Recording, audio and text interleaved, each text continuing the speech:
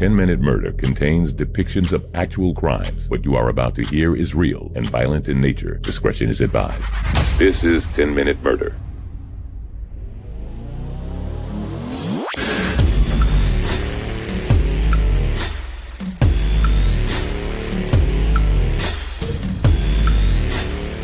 Welcome to 10-Minute Murder, the brief and bingeable true crime podcast. I'm Joe, the host, and thank you for being here. If you're new to this show, let me invite you to click the subscribe button so that in the future you won't miss any episodes. And by the way, it doesn't say subscribe on all the podcast listening apps. Benjamin messaged me the other day trying to make sure he was subscribed, but on Pandora you don't subscribe to shows, you collect them. He and I investigated a little bit, and yep, collect basically means the same thing for Pandora. And since nearly half of you listen on Pandora, this applies to a lot of you. So if you're on Pandora, be sure to collect 10-Minute Murder. I feel like I'm a Pokemon now. And if you really love the show and you happen to be listening on Apple, you can rate and review 10-Minute Murder. Those 5-star reviews go a long way to helping this podcast grow and be heard by more and more people. Okay, enough talking about me. Let's get to today's story.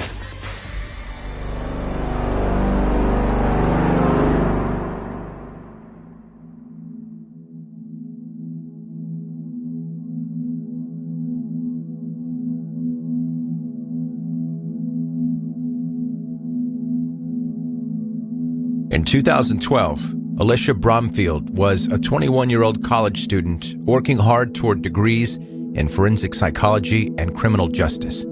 She was one semester away from graduating. Alicia was excited about her future, for not just herself, but also for her unborn baby girl.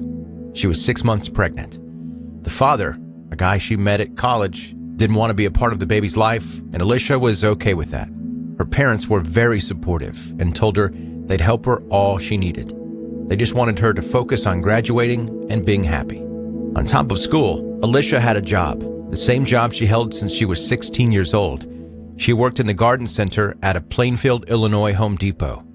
The hot goss around the Home Depot was that Alicia's supervisor, a 36-year-old man named Brian Cooper, had a crush on her. It was a little more than gossip after a while when Brian made his feelings about her known. Let me explain what he looks like. Not that it necessarily matters, but to give you a mental image. In almost all the photos I've seen of him, he wears one of those goofy-looking driving hats. You know, Samuel L. Jackson wears one, but he's cool, and he points his toward the back. So Brian Cooper wore one of those pointing toward the front. He also had a reddish-colored beard, but without the mustache part of it. Like the whole beard, but no mustache. And there's a name for it I can't think of. A chin strap. So he had that driving hat on and a chin strap beard. He's probably also a big fan of Ed Hardy t-shirts too. Ultimately, Alicia would say that they were just friends and she had zero romantic interest in him. Brian would, on the low, tell people that they were dating, but she denied it.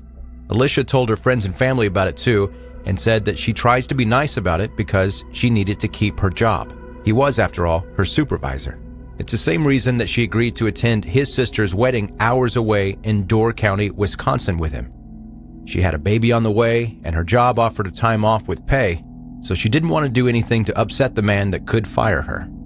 The morning of the wedding, Alicia called her mom and said that she and Brian got into a pretty heated argument. He threatened to leave and not attend the wedding, where he was supposed to walk his sister down the aisle and give her away. They ended up not leaving, but Alicia told him that when they got back to Plainfield, they weren't friends anymore. She was finished being nice to him as a friend. The wedding happened, and afterward, Alicia and Brian went back to the hotel room they shared. The next morning, a gas station camera showed a man walking in wearing wet clothes. He asked the person at the register to call the police. He wanted to report a murder that happened the previous night. After getting some initial information out of the way, the 911 operator asked if he knew who killed her. He said, "I did." This man's name, obviously, is Brian Cooper. Police arrived and took Brian into custody. Investigators went to the hotel room and found Alicia, naked on the floor, covered by a blanket. Looking closer, they saw bruising and scratches on her body. Back at the police station, they sat down with Brian to ask him exactly what happened. In handcuffs, wearing sunglasses in the interrogation room, he said he and Alicia were co-workers and somewhat dating. He explained that they argued earlier that day, and Alicia told him their friendship was over. After the wedding, at the hotel room, she went to bed, and he kept drinking and drinking. Alicia fell asleep, while Brian stewed. When she woke up a little later, he asked her if they could get together that Sunday to binge watch a TV show that he had on DVDs. She reminded him that once they got back home, their friendship was over. Brian says that triggered him.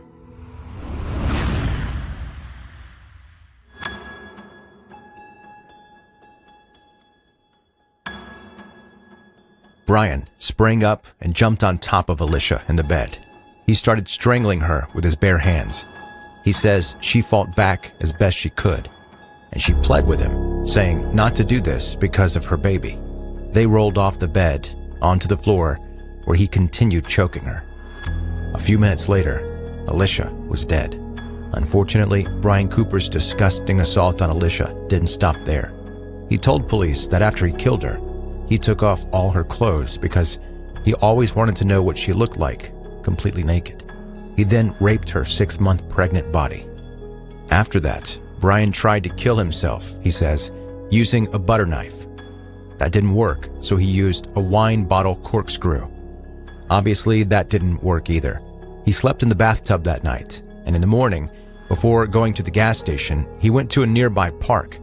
He got in the water and swam out as far as he could, trying to drown himself. He says he panicked and couldn't do it, and that's why he was soaking wet when he approached the clerk at the gas station later. During the interrogation, Brian was asked if he had ever hurt anyone else before. He said yes, he had. His ex-girlfriend.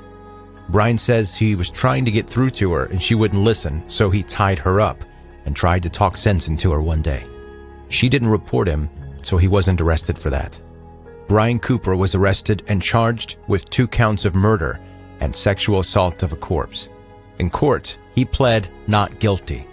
He claimed voluntary intoxication as his defense, saying he was too drunk to know what he was doing. Also in court, evidence was presented that shows Brian's obsession with Alicia went further than anyone realized. They found videos of Alicia recorded by Brian on spy cameras of her in the bathroom. He'd also brought along a spy camera on their trip. He put it in the hotel room bathroom in the trash can and set it up at an angle so that he could see Alicia getting in and out of the shower.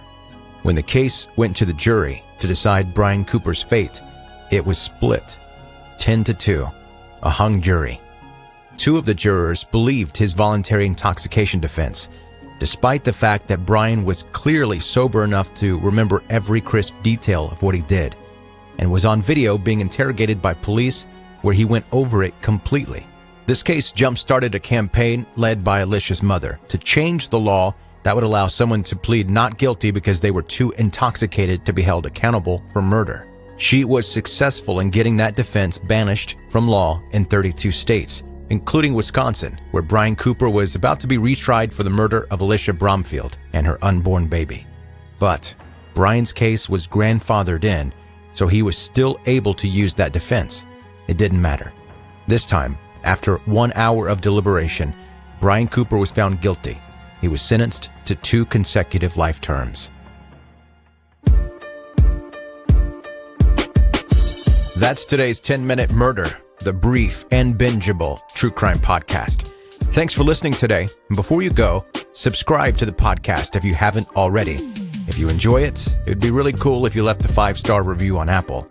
If you have friends and you think any of them might like a true crime podcast like this one, let them know about 10-Minute Murder. Thank you for listening. Have a good night.